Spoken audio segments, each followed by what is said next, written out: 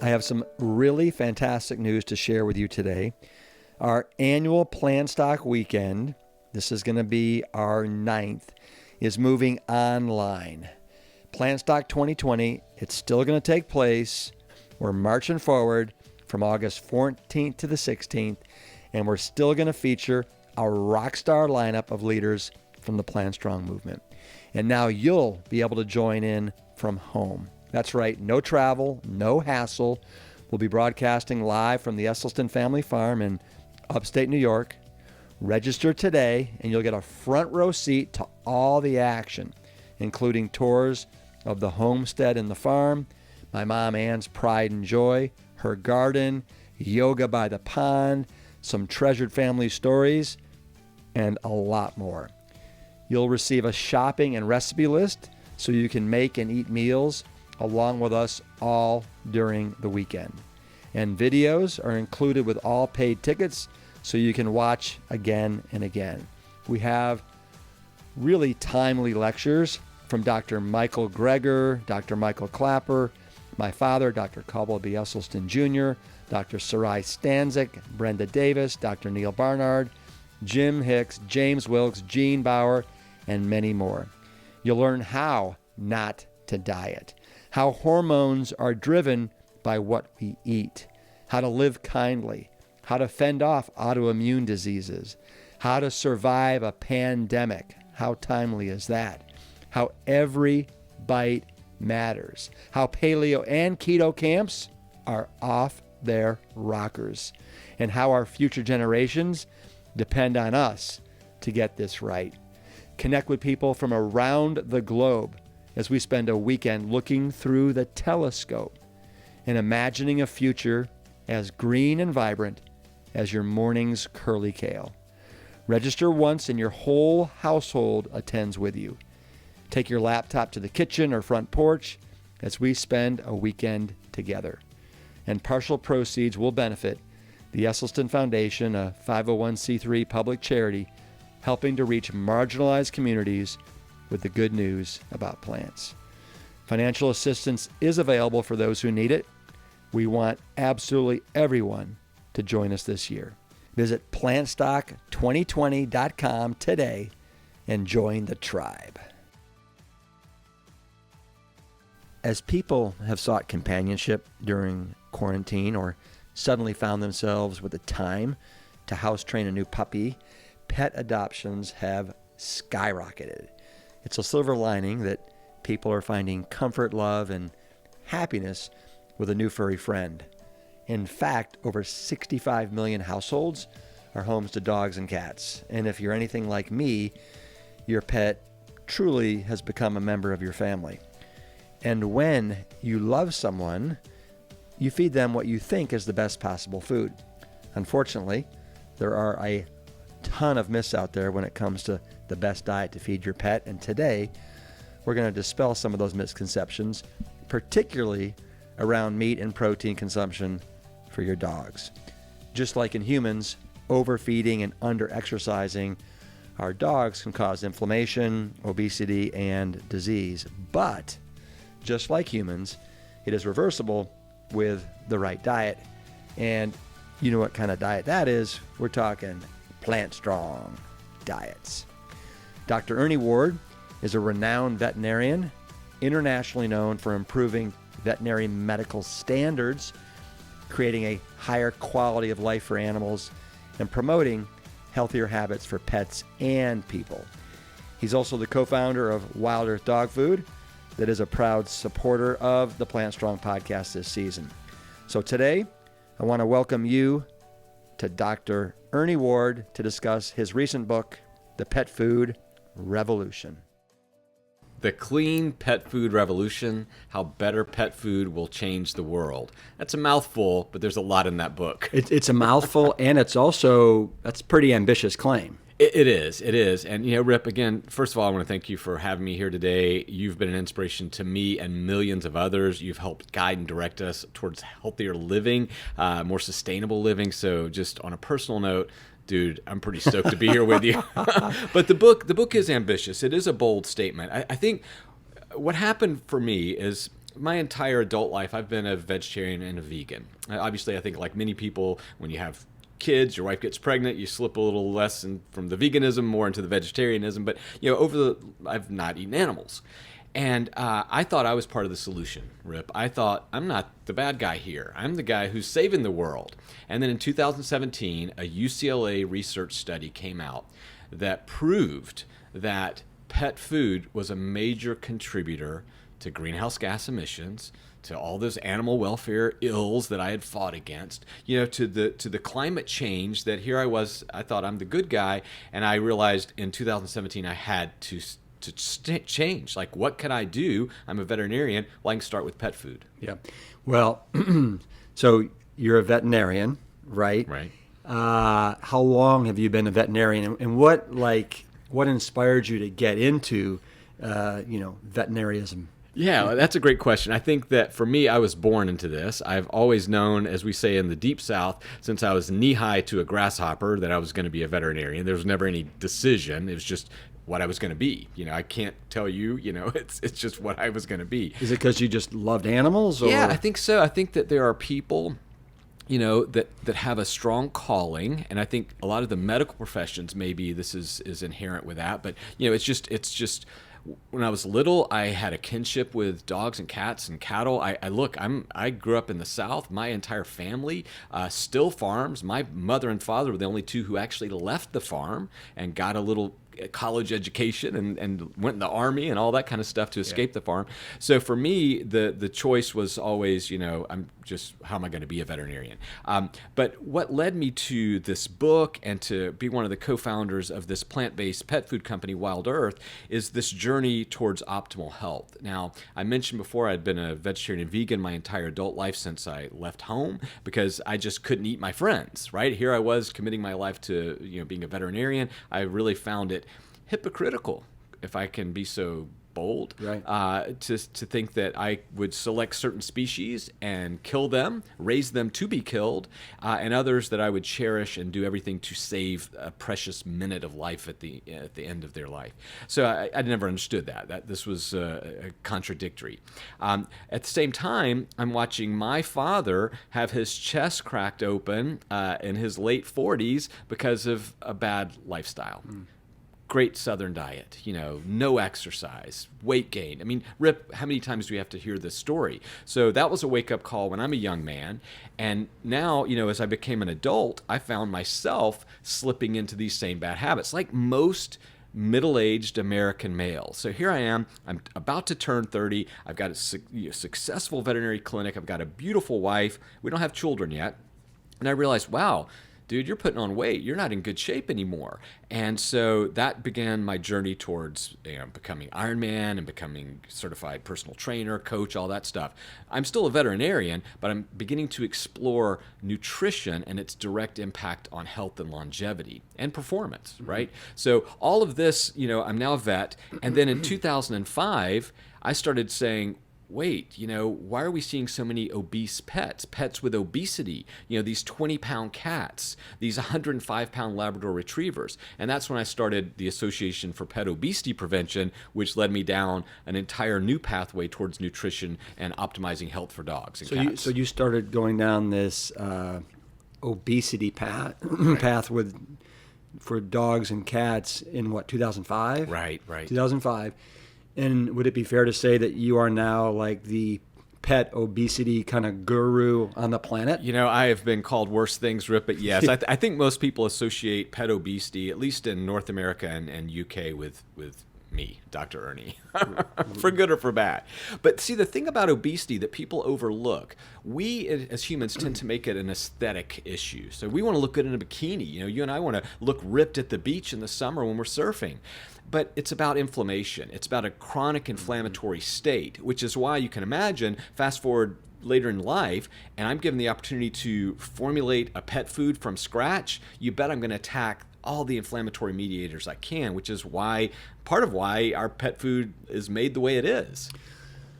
So one of my heroes in the plant-based movement is a gentleman named Dr. John McDougall. Yeah, of right? course. Yeah, okay. yeah. And he likes to say that there's really only three species that are overweight, right? It's basically humans, it's dogs, and it's cats. All that have basically been domesticated, right?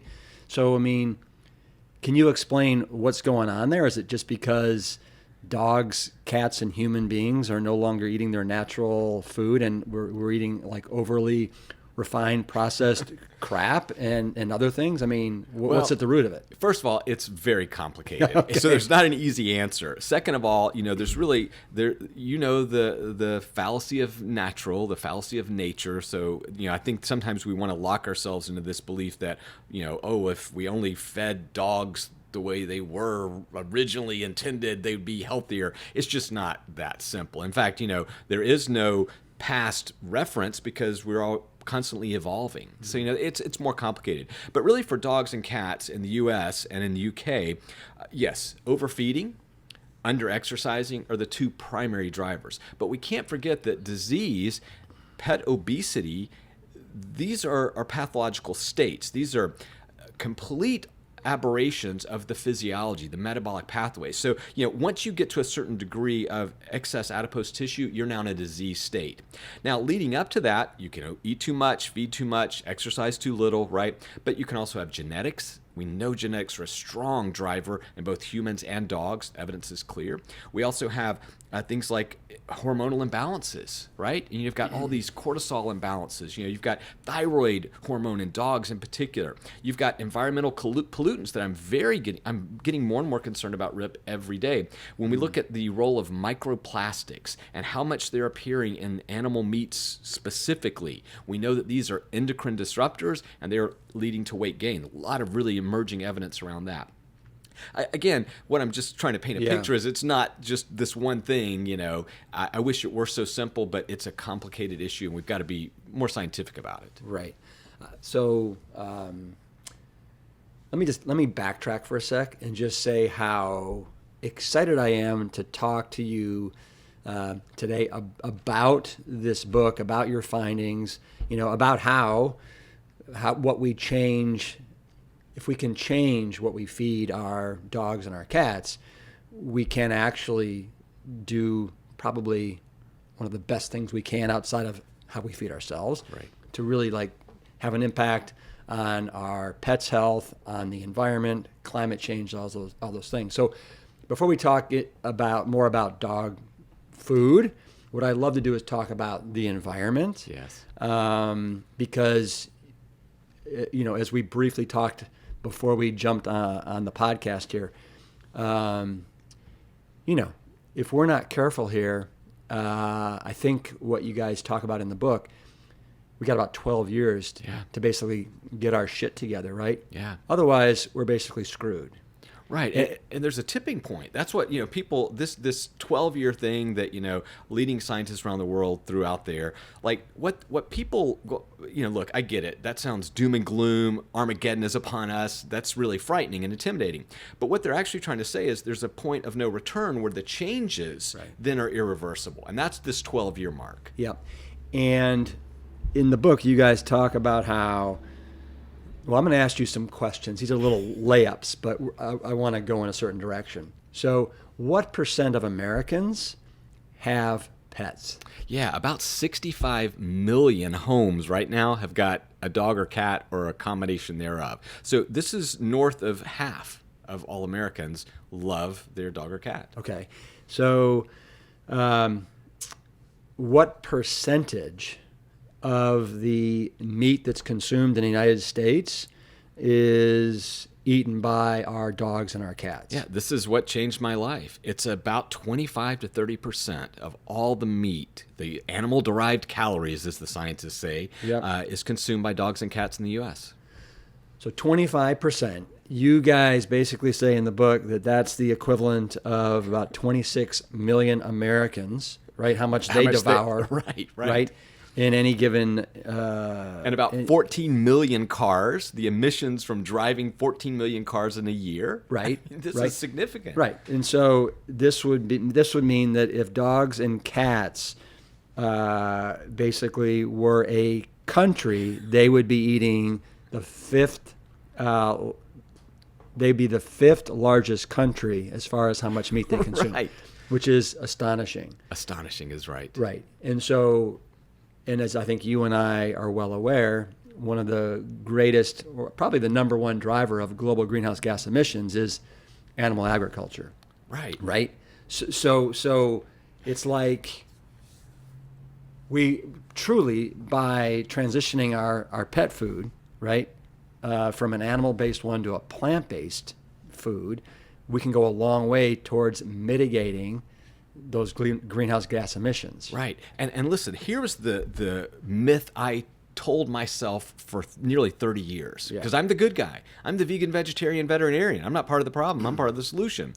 So the lie that I told myself, and that the industry tells people, and that many people listening to this today believe themselves, is that, well, wait a second, Ernie, most of the pet foods, it's made from like animal byproducts. So actually, they're not contributing to the problem. They're actually maybe helping the problem. And look, if that were true, I would say, I got you. But there's two fallacies embedded in that. Number one, Americans are demanding and paying a premium for more human-grade animal meats. That is the hottest thing ever. They're also at the same time wanting higher and higher meat protein diets for their dogs and cats. I mean, you can go to a pet retailer right now and get a 45, 55+% meat dog food. So that's not byproducts. I mean, that's coming straight out of the human food chain.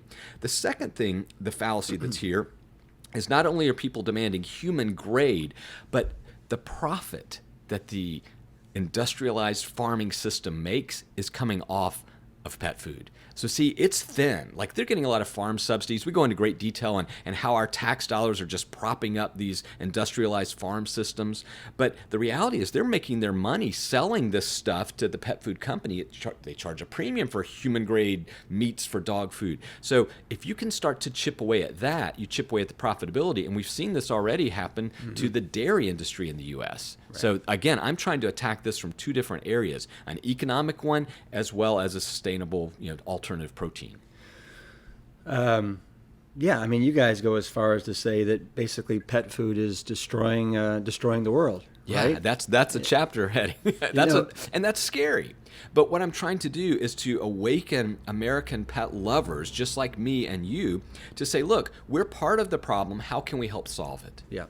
So, I mean, this book, which I read, which was insanely eye-opening, is quite a piece of work. I mean, at what point in time did you decide, you know what, I need to write a book, I need to get involved with creating a clean, plant-based dog food, and I need to get after this ASAP?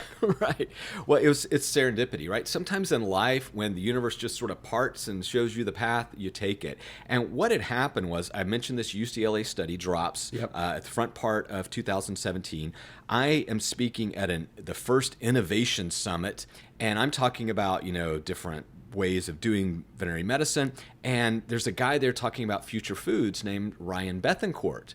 And we just sort of connected on a lot of levels. Obviously, at a veterinary conference, there aren't a lot of vegans running around, and we connected on that level. And then I did some fact checking. He checked with a couple of buddies of his. I checked with a couple buddies of mine. We found out we were legit, and that's what led us down this. So serendipity really did it. The book actually came about as soon as we became like a real company, because I recognized that one of our biggest barriers with selling a plant-based dog food in the United States was to educate the public on the myths of carnivores and that meat has magical, mystical properties, which it does not.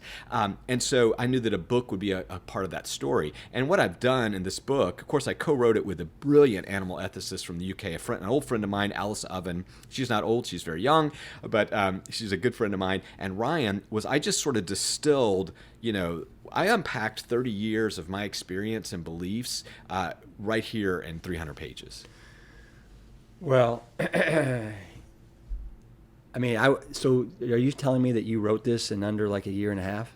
Yeah. It really went quickly. So Alice was just an indispensable part of the team. So Alice, not only, I wanted Alice as part of this because I wanted to get an ethicist perspective, right? I can give you the medicine, the science. I can give you the vets aspect. Ryan can share with you like all the future biotech, San Francisco, Silicon Valley scene.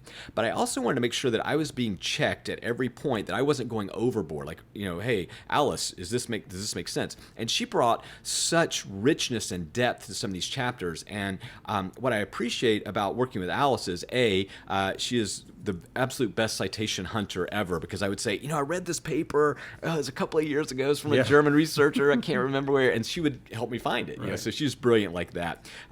But she would then take some of these chapters, these concepts, and say, I think you need to punch it up. What's the real reason? Like when we go into pain, when I started articulating, that first chapter was a little bit dry, because I talk about animal pain in terms of the receptors and the neurotransmitters, right? Like I'm a scientist, I'm a veterinarian.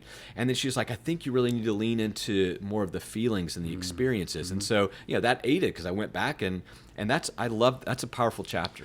Well, so yeah, and I think one of the things that this might have been Alice that brought this into the book was, and I had no idea that, so of everybody that owns pets in the United States, or maybe even around the world, 90% of those pet owners consider their pets to be part of the family. Yeah. Right? I mean, and they love them just like they were, a child or, part of the family.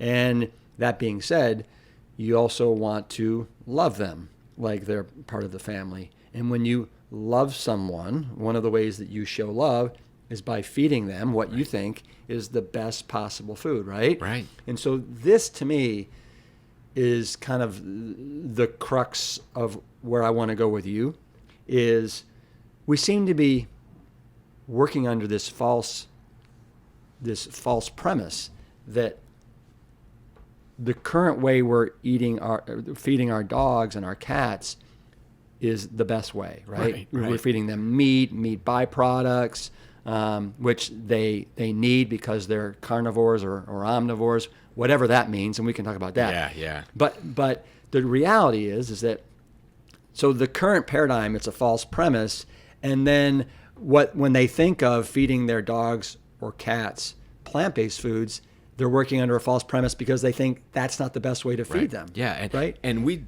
tackle that head on in the book, because I actually say that. No, I say, this is what I say is because somehow if you feed a plant-based diet to your dog or cat, you're deficient. You're a bad pet parent, right? I mean, this is where that whole ethos is coming from, and it's just, again, it's predicated on marketing. I mean, let's be clear. The American public, the pet-owning public really of the world, has been bamboozled about this. It's no different than the way we've been bamboozled with our own diet. The SAD diet, the standard American diet. Yep. We've been brainwashed to think, you got to eat meat 3 times a day.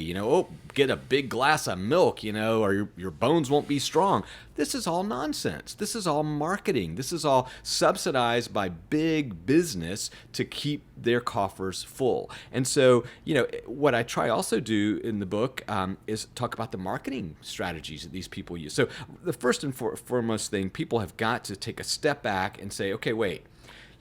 All this stuff that I've been told about human nutrition has now really come under question, under fire. I mean, people like you, your father, Dr. Campbell's, all these different researchers, McDougall, all these people have said, guys, the research doesn't support you eating steak 3 times a day. In fact, it looks like it's pretty darn bad for you. But yet, that's what you're marketed. If you turn on the television, you have fast food, meat. And so what the American public's got to do is say, wait, am I not being manipulated the same way around pet food? Right. and you are. No. You clearly are. Totally. So let me ask you this question. So we're being manipulated. So how healthy or necessary then is any kind of animal meat or animal byproducts in our pet's diet? Yeah, Rip, this is a great question, and this is where the language fails us. And the first thing I want to say is, in the book, I go into great detail to describe why I don't use the terms carnivore and omnivore and herbivore, because science has disputed it, turned them over every time. I mean, even an herbivore like a rabbit has been proven now the past couple of years that Canadian hares actually cannibalize and eat other small rodents in the winter.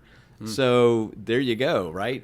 Everything we think we know, we learned that we really didn't know it after all. So I think when I get into what we're talking about with these terms, omnivore and what's the best, the way I look at it is this. Number one, you need nutrients, not ingredients, to thrive. Number two, we have... Can you just... Yep. Can you repeat that? You need nutrients, not ingredients, to thrive. So when you say ingredients, give me an example. An ingredient is a nutrient vessel. An ingredient is poultry. An ingredient, quite frankly, is pea, right? Okay. I mean, it's anything. So, and that's why we call them nutrient vessels, because it's how do you get those amino acids, those vitamins, minerals, whatever nutrient we're talking about, into the body. Okay. And it's just a carrier. Okay. So it's that simple. So that's first of all, nutrients, not ingredients. Okay. Right. The second thing is we have culturally implicit ingredient biases. You probably read constantly, I keep talking about ingredient bias. And this is a term that I coined several years ago just because I was desperate to try to communicate with my veterinary colleagues. It's like you have a bias against certain things. If I say fungal protein, right now I've activated a neural network in your listeners' brains that has said, wait, maybe a fungus is something that is a mold. Maybe it's got a negative connotation. I thought fungal infections were bad, like a yeast infection, right? So we're trying to say, wait a second, we have to overcome an implicit bias that's not based on reality or science, right? So you're thinking a fungal protein is something really bad when we're actually saying, no, it's actually really, really good. The same way that, South Koreans think eating a dog is fine. Okay? Right. I mean, this one will hit home with your listeners. But yet in America, you're revolting. Right now, if you guys could have seen Rip's face, he draws back. He's like, what? What are you talking about, man? Because eating a dog is an ingredient that we would never accept in our culture. So there's the ingredient bias. And then the third and final thing is to understand that food has consequences. Now, we often think about food consequences directly on our health or the health of our loved dogs and cats, right? So it's a direct consequence. But what we also have to realize are the indirect consequences of the food choices we make. And this is what you do an excellent job of doing, is actually saying, okay, look, if you're going to eat fast food hamburgers 3 times a day, 2 times a day, twice a week, then you're having an impact on farmers, on wages, on water quality, on air quality. I mean, you take your pick, but the consequences expand beyond just you. Yeah, so there's a huge ripple effect. Right. Yeah. Let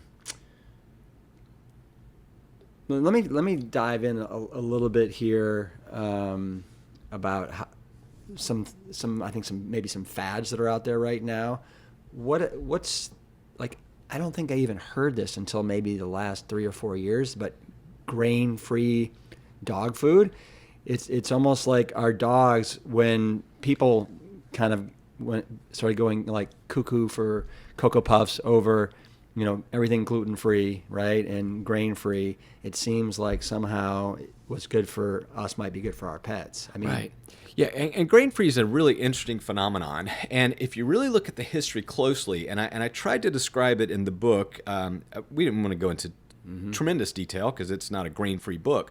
But really, grain-free gained popularity after the 2007 melamine pet food recall. Now, you may recall that was a pet food ingredient sourced out of China. They had substituted a toxic compound, something that caused kidney failure, to falsely elevate the protein level. So it tricked the analyzers into thinking that this food had more protein. So this was really devious stuff, but it killed thousands of dogs in the US. And so there's a massive recall. And so I think one of the first things that happened was pet food manufacturers, in an effort to gain market share, said, oh, whatever that stuff was involved with the melamine, we're going to go the opposite direction. So there's market reaction. This is the rise of Blue Buffalo.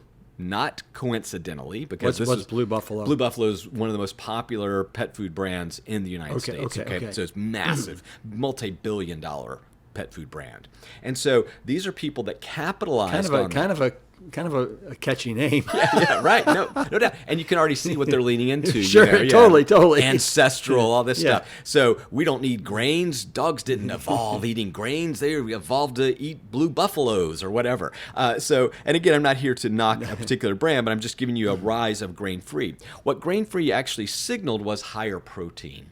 And so when you start to really dive deep and analyze these formulations, and we discussed this in the book, you start to see the protein levels creep up, because that was the real market signal. Knock the grains out, knock the corn and the wheat and all this garbage out, and replace it with good, healthy meats.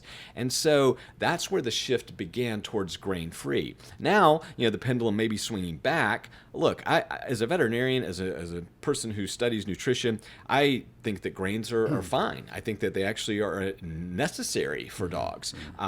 Cats, we can argue around some of the nuances there, but the reality is, I think we have to start to, again, suspend some of these ingredient biases that leaned into it heavily, and we have to go back and say, what are the nutrients that we're actually needing in the body at any given time to optimize health? Yeah. This is very personal for me, because back in, I think it was 2010, might have been 2011, we had a blue heeler, border collie mix, who at the age of 9 came down with liver cancer, metastasized throughout his body. We had to have him put to sleep. His name was Petey, and it crushed my wife and I. And so, we were feeding him at the time what we thought was the best available, most expensive dog food on the market, because we loved him so much, and we wanted to give him what we thought was the most nutritious, complete dog food out there, right? Right. And unwittingly, that probably contributed quite a bit to facilitating, the cancer, I would imagine. But we just made a concerted effort at like that moment, because we had another dog that was still alive named Tug, who was 1 in a million. I mean, and we're like, okay, we want Tug around as long as possible. We're just going to feed him all of our leftovers, right? And then, and so that's what we did. And so we would make our own big buckets of bulgur and wheat and brown rice and different beans and whatnot. And he went from being probably 10 to 12 pounds overweight. Within 4 months, he was down to his idyllic weight. He actually was nominated as one of the most athletic dogs in Austin, Texas. Wow. And it was on the cover of this really cool magazine here in town. But and so he lived to almost 16. Yep. Right? Yep. And all plant-based diet. Yep. But we didn't know. We just were experimenting, trying it. So it's really validating to hear you say that if you're feeding your dogs, and we can talk about cats later, but dogs, a plant-based diet, it's fair to say that you're doing okay. They're not going to be deficient. Absolutely. You're not going to be deficient as long as it has the nutrients that they need. So it's not the ingredient, it's the nutrients. Yep. So speaking of nutrients, you talked about protein for a while there. So, human beings, from everything that I've researched, somewhere between 5 to 10% of our calories should be coming from protein. What is it with a dog? Yeah, and this is where the math gets fuzzy because it really depends on which research you want to stand behind. In general, so again, now I'm going to have to put on my hat of the pet obesity expert. Yep.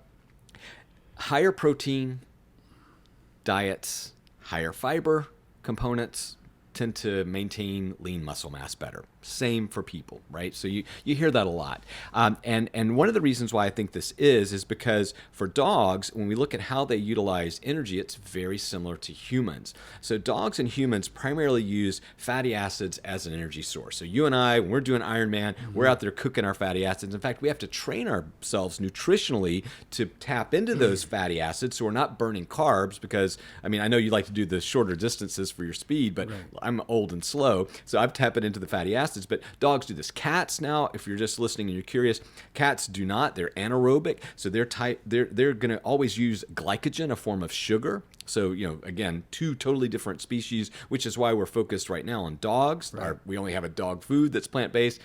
Cat food's coming, but, it's more complicated.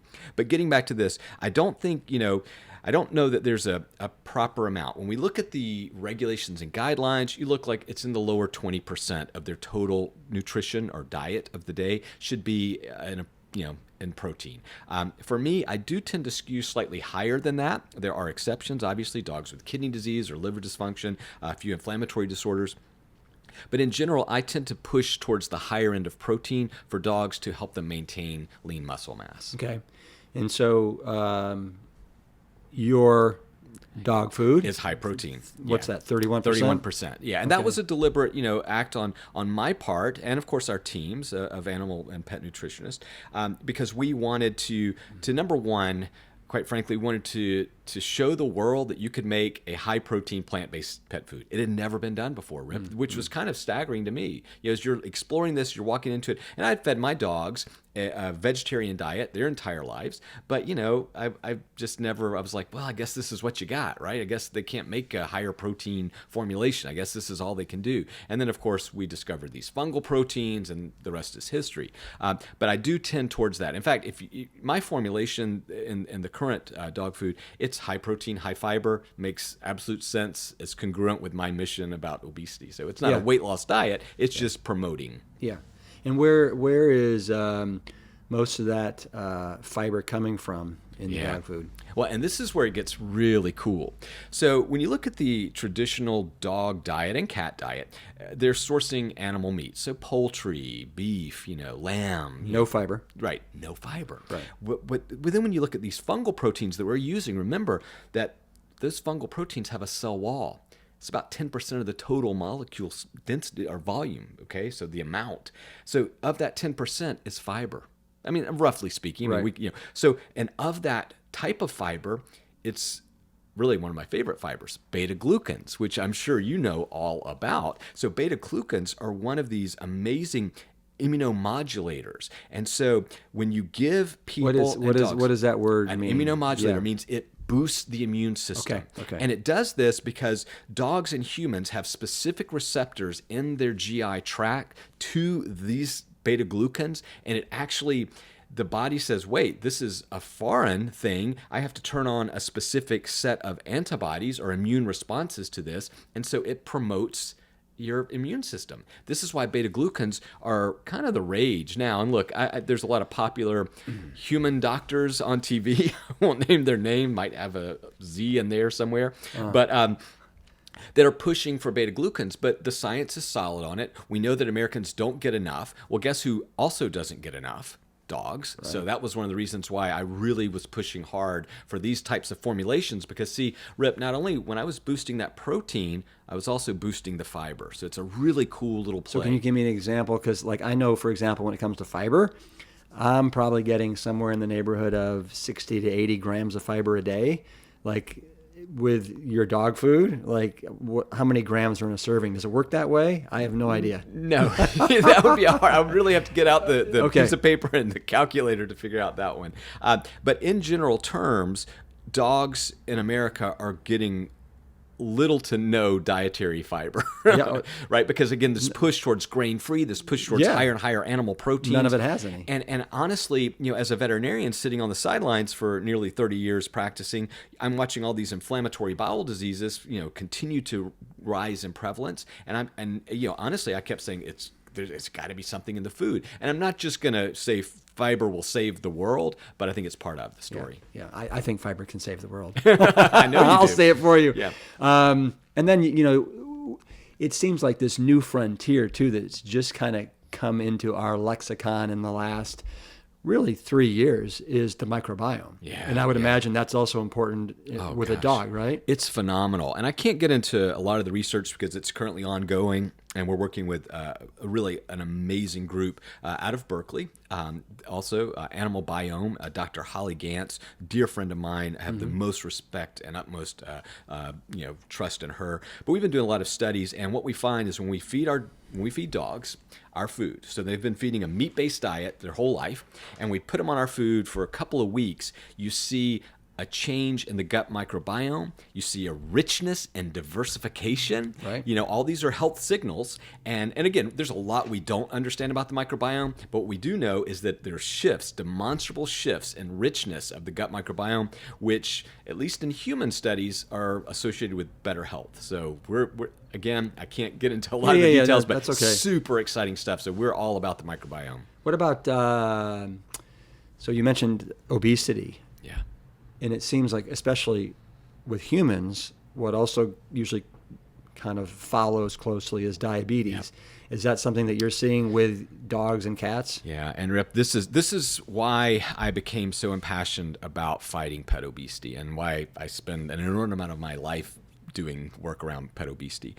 Diabetes is a death sentence for an animal that gets it. Not only does it shorten their life outright, but it's such a burden of care for the owner, because now you're going to be relegated to doing twice daily insulin injections, constant trips to the veterinarian, trying to look at urine glucose and blood glucose. This is really challenging. The good news is that dogs are less likely to develop diabetes from obesity than cats. Cats, that's the only way they get it. I mean, this is like so scary, right? So cats aren't born, there's no genes. It's when they develop obesity, then they develop type 2 diabetes. And it's not really type 2, it's a cat diabetes, but that's the closest thing we have. For dogs, what they do is they embark upon a long period of insulin resistance. And Rip, when you look at longevity like you do, you know that insulin resistance is another death sentence. Yeah. I mean, so these dogs, while they don't go outright into failure of diabetes, they're at such elevated levels, their glycemic index is off the charts, that they're actually so inflamed that, Rick, I'm kind of going, I don't know if it matters, right? I mean, this is now a definition. And honestly, I've been working for about a decade to redefine how we diagnose diabetes, because again, in my work with obesity, this has led me down the inflammatory pathway, which of course just dead ends into diabetes. I mean, would you be able to tell me on average, if your dog comes down or cat with diabetes, how many years does that shorten their life? Yeah, you don't want to know. So the problem with cats is compliance. The owners just can't adhere to the treatment.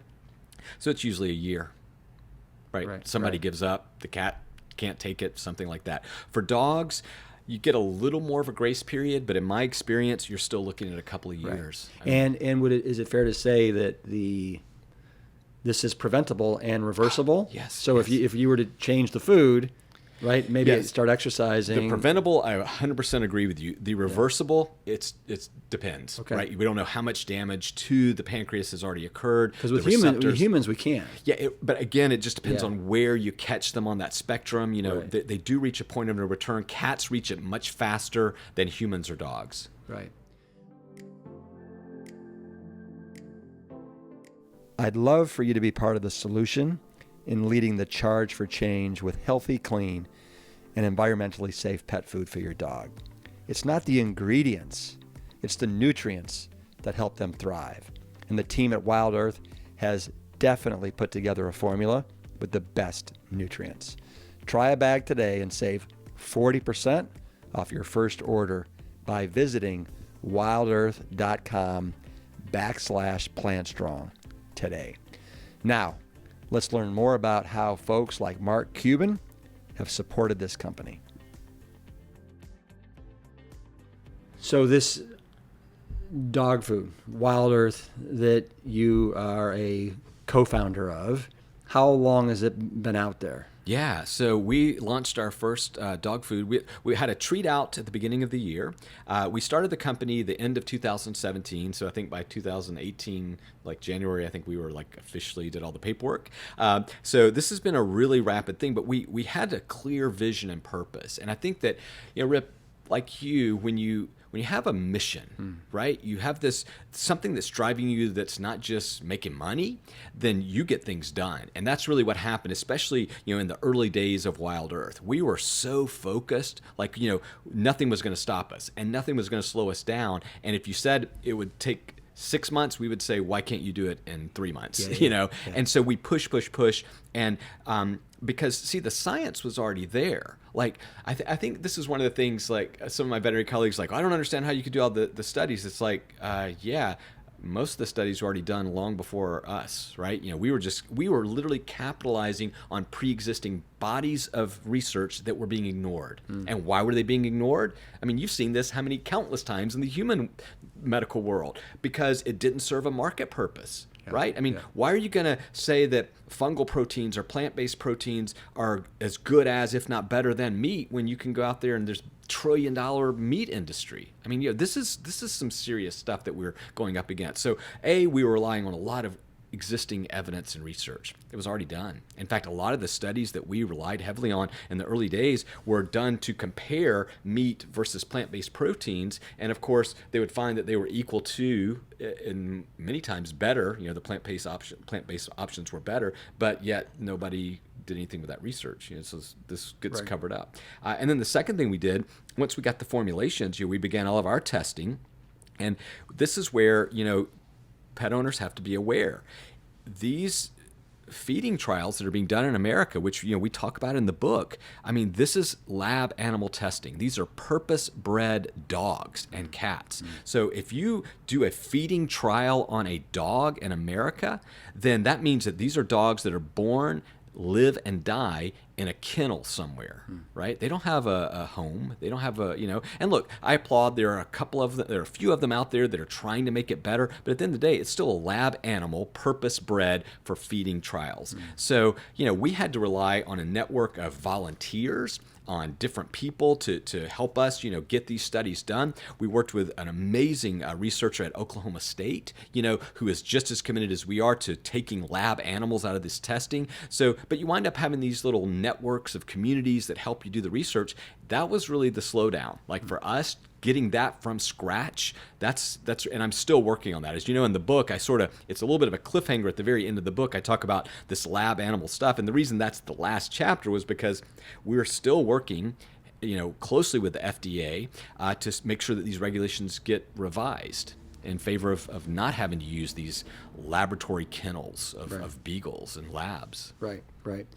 So, I've got a line of food products, right? For humans, not for dogs. How many different plant-based dog companies are there out there? Because not many.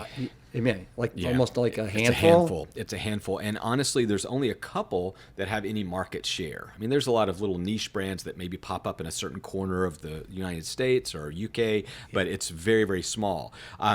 If we have this conversation a year from now, Rip, it's going to be a larger number because all of the major pet food companies are now heavily invested in plant-based options. Wow. So expect, Purina's already playing around with this. Royal Canin, Mars, all of these big companies are now starting to, just like they are in with humans, right? Right. Whether it's Tyson or Nestle, you name it, right? They're all getting on board. And I'll tell you, here's the challenge for everybody, and the challenge I'll give to your listeners. Is we're going to have to figure out the marketing from the science, because you and I know that when players like Impossible and Beyond Meat come out, they usually come out with pretty good products. I worry about the Me Too generation of diluting down the message, actually producing far inferior products that don't offer the same benefits. We're going to have to watch closely what happens the next few years. Well, absolutely. And I would imagine that there's not too many, and we talked about this before we jumped on here, but there's not too many veterinarians that kind of understand nutrition kind of like you have, because you made it such a passion of yours. Yeah, and I'll that is one of the things I encounter a lot. This is the internet myth that vets don't know nutrition. Oh no, we get a lot, and I'll stack my nutritional background up against any MD, right? So I think we get a really good and a very broad nutritional education. I think what happens is then you get out into the real world and two headwinds hit you straight away. Number one, people don't trust the vet when it comes to food. They think you're trying to sell them something. They think there's a profit motive behind it. So every time when you do genuinely and legitimately, it's so true. You make a recommendation from the purest intent in your heart, the owner, the dog or cat owner in front of you is like, these guys are just trying to make a buck, right? The second thing is then you look at who continues to educate veterinarians throughout their career, not during vet school, right? That's one part of the issue. But then later on, when we go to continuing education, it's who's got the biggest money, who can sponsor the tracks and so forth. So I think that that's really where the challenge is for a company like ours, for somebody like me. And I know my colleagues appreciate, respect, and I thank them for their assistance over the years with pet obesity. But now when we're trying to open their eyes to, hey, look, there may be alternative protein sources for dogs and cats that you're not really educated about, this is the challenge for me the next few years. But to me, it's not only alternative protein sources, it's also sources of, I mean, they're getting all the essential fatty acids they need, right, from these plants. They're getting all the, I would say, unprocessed, healthy carbohydrates, right, from these plants. They're getting, as we talked about earlier, they're getting the fiber and a much stronger download of phytonutrients and antioxidants, just like humans, right? Yeah. I mean, so it sounds like a home run. And this is all alien, right? So if you talk to the average family practitioner, MD in America, this stuff is alien to them. Somebody like Rip and your father, they're like, whoa, these guys, I have no idea what they're talking about. Sounds bull, right? Same thing with what I'm doing. Most veterinarians are like, plant-based, really? Beta-glucans? Never heard of them. Yeah. And so it is an educational awareness. And what I would challenge you is, if you're a pet owner today, if you're a pet lover, I guess I should say, then educate yourself on this stuff. Go in and ask your veterinarian. And I've got 2 things for you. Number one, if your veterinarian isn't willing, interested, and able to have a cogent, civil conversation around pet nutrition, pet food with you, find another vet. Right. There's too many, right? The second thing is, it needs to be a collaborative effort, because it does get nuanced. I will not, look, and I know Ryan will get mad at me for saying this, but I'm not going to say our diet is the perfect diet for every dog on the planet, because I think that's a ridiculous statement. I'm a scientist at heart. And I would say you and your dad would probably have to agree, like, hey, this works great for some people, but there's this small percentage of people that, due to whatever unique physiology, not going to work for. So you got to have this open-minded approach and figure out what works best. What happens right now is there's no open-mindedness. Mm-hmm. There's only one nutritional ethos, philosophy, whatever you want to call it, that's actually accepted. That is meat-based, animal meats only. Right. And I'm going, are you kidding me? Really? Yeah. You guys, when did you go on? Were you on Shark Tank? Ryan was on Shark Tank. Yeah. So Ryan's the other co-founder, yep. right? And so he went on Shark Tank how long ago? That was in March of 2019. Really? And so, do you know, were you there in the audience? Yes. You were? It was a big deal. Were you nervous? Oh, yeah, because it was ugly. I mean, the sharks threw, it's funny because leading up to this, we were all kind of prepping. And I said, here are the pushback points you're going to get, right? Because, I know them by heart. I mean, I'm a vet. I'm out in the real world. Why weren't you out there with Ryan? It got complicated. Okay. Actually, the show made that decision. Oh, okay. And so look, Ryan and I were both prepared to go on. Really, a few days before, they said, we don't know about this. I think they were kind of nervous about this. I think maybe the production crew was like, is this really going to work? Because one of the things about Shark Tank, they want to close a deal. Right. And I think that probably they got a lot of reservations from the sharks going, wait, what? No. Some kind of plant-based vegan dog food? I don't know.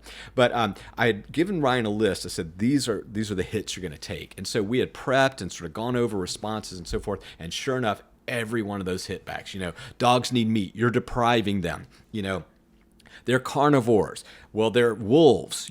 Everything. I mean, it's a really common playbook that is universally applied against any plant-based or vegan movement. I mean, it's the same tenets are used against humans when we talk about veganism or not eating animal products, and they apply it to the pet food. And so, so Ryan went toe-to-toe with the sharks, and then what ended up happening? Wow, yeah. So the show is not going well. Nobody's digging it. Everybody's out. But Mark Cuban just like quiet.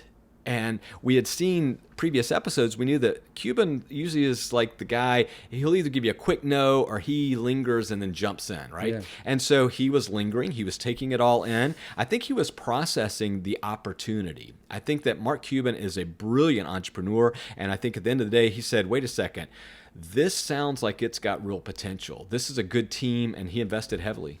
And so did Ryan go into the animal welfare, the environment, climate change, the fact that dogs, in fact, don't need, meat, and it's actually doing more harm than good? Did he? He did. He laid it out there? Laid it out there. Okay. And are any of the sharks that you know of plant-based themselves? No, but Mark Cuban has recently announced that he's gone mainly vegetarian. So we would like to hope that we had some role in that. And Mark Cuban actually has stepped up his investments in plant-based space. So, I think that, again, Rip, people like you and to a lesser extent, people like me, we're trying to just chip away, right? By us getting exposure to a Shark Tank audience on television, we would never reach those people. So we expose them to a new idea, right? And then somebody like Mark Cuban, to suddenly go, wait a second, there's something to this, and then what is all this stuff? And then a movie like Game Changers drops, and wow, this is a big deal. And again, it's just chipping away. As my good friend Stephen Kotler, the famous New York Times Pulitzer-nominated author, says, everybody's duty is to move the ball 1 yard. Yeah. Well, there's a quote here in this book, in your book, that I want to read. And it goes this, it's a paragraph. Of course, there's a far simpler solution, but nobody seems to want to hear it, much less implement it. Harwood unequivocally states that, and this is quote, animal to plant-sourced protein shifts offer substantial potential for GHG emission reductions. Switching to an animal meat-free vegetarian diet could reduce food-related emissions by 63%. Becoming vegan, including no animal byproducts, could increase that to 70%. At the start of 2019, the medical journal The Lancet published the findings of the Eat Lancet Commission on Healthy and Sustainable Diets. Their verdict was that civilization is in imminent crisis, Earth is at risk, and it's time to put the planet on a better, more sustainable meal plan. And to me, this is why we need this, especially in light of what I'm reading that 25% of global greenhouse gas emissions are caused by, pet food, that, 1 in 2 Americans have pets, that if we truly love our pets, right, and we want to take care of them, then I'll speak to the dogs, because I can't, right. At least our dogs will do predominantly better on a plant-based type of eating regimen. I mean, wow. Wow is right. I thought you were going to read a quote that I'm kind of proud of, but it's gotten a lot of controversy around it. And basically, which one is it? Let's find it. I write about. I say the choice is clear. We can feed fewer pets more animal meats, or feed more pets less animal meat. I also have that highlighted. But that's if you're listening today, this is the reality we are facing. I mean, this isn't science fiction. I'm not just some person proclaiming the world is ending. I'm actually saying, look, this is a resource scarcity issue. And so over the next decade, humanity is going to be confronted with how do we feed 9 billion people on the planet, okay? And it's not quite in a decade. 2050. By 2050. 10 billion. 10 billion. So how do we feed them? And so you suddenly realize, okay, every ounce that, is feeding a cat or a dog could be feeding a child in Africa. I mean, and Rip, it's so bad. I don't know if your listeners are aware of this, but the average American cat is fed 30 pounds of fish a year now. We haven't even started talking about That's more than twice, right? No, and we can't even. Today is probably not the great day for cats because we got some cool stuff happening. But again, it's. I think it's so excessive that it's nearly obscene. Mm-hmm. Mm-hmm. Tell me, Wild Earth. You founded 2017. I think you said right. How many products do you have? And like what's out there? Right. Well, currently we have 3 treats. So they're all using fungal proteins. They use koji. So koji is one of my favorite things on the planet. It's an ingredient. What is koji? So koji is the Japanese secret sauce. It's in sake. It's in soy sauce. It's in miso. It's in bean paste. It's in all those great things that give that umami flavor. So the rich flavor, which is actually, I think, one of our secrets, because that umami is meaty, I guess you would say, savory. Mm-hmm. And again, for those of you that are not aware, umami is actually a different flavor, right? It's not sweet or sour or meaty. It's umami. So we added that to our treats, and that's what we went on Shark Tank with. because we didn't have our food, developed by that time.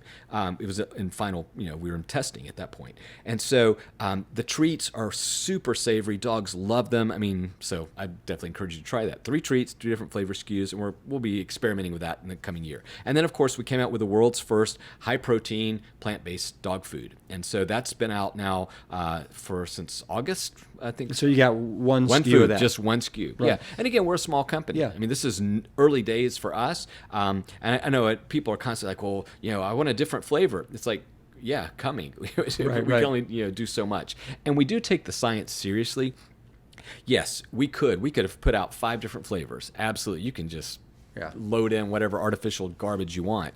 But we really are setting ourselves apart with that. And so is your dog food, your plant-based dog food, is it good for small dogs, little dogs, young dogs, old dogs? Yep. I mean, So this is what's called an adult maintenance diet. So it's good for all old dogs and adult dogs. It is not for puppies yet. So we're working on some stuff for that. so they have a little bit different requirements. They do. And they can still do well on plants. Yes. Yes. Like I said, we've got some exciting stuff happening because there's still some research that's perhaps being done as we speak.